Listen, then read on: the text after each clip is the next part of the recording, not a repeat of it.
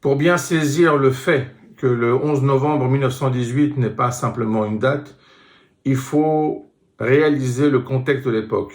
À l'époque, on ne parlait que de la dernière guerre. On pensait même que c'était la der des der. En réalité, on ne pouvait pas concevoir que cela puisse être la première. On ne pouvait pas concevoir qu'il y en aurait une seconde. On ne pouvait pas concevoir qu'elle aurait lieu, cette seconde, seulement quelques dizaines d'années après. Donc, c'est important de réaliser que c'est la fin de la Première Guerre mondiale, mais c'est important aussi de réaliser ce que disait Clémenceau, c'est qu'on signe des traités de paix, non pas pour terminer les guerres, mais pour commencer les suivants. Donc, le cadre va être clair seulement à partir du moment où on va vivre le traité de Versailles en 1919, mais en 1918, on ne regarde que la fin. La fin, c'est simplement le début d'un autre commencement.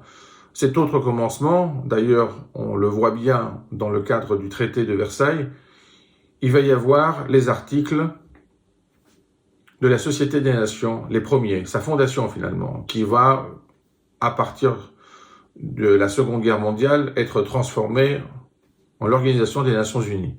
Donc des points fondamentaux avec une contribution très importante de la part du président des États-Unis, Woodrow Wilson, prix Nobel de la paix, entre autres, qui aura permis d'ériger les bases de ce que nous vivons. En même temps, il faut réaliser que le 11 novembre 1918 représente aussi une mémoire par rapport au sacrifice.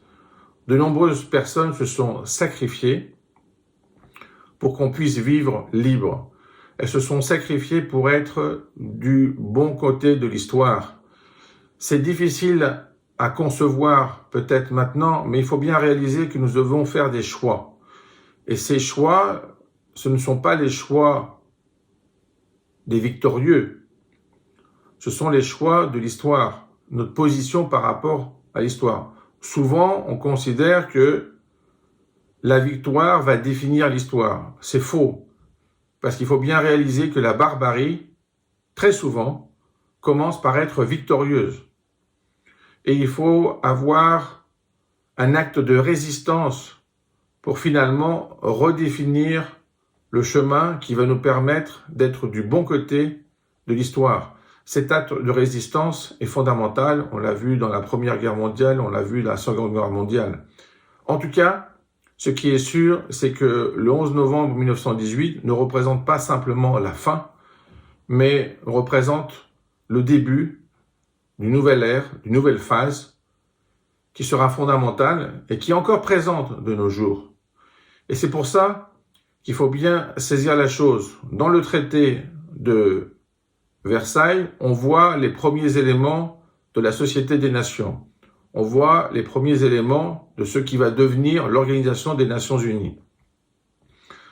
C'est une institution qui est fondamentale. Souvent, on la critique. Souvent, on ne comprend pas bien son rôle.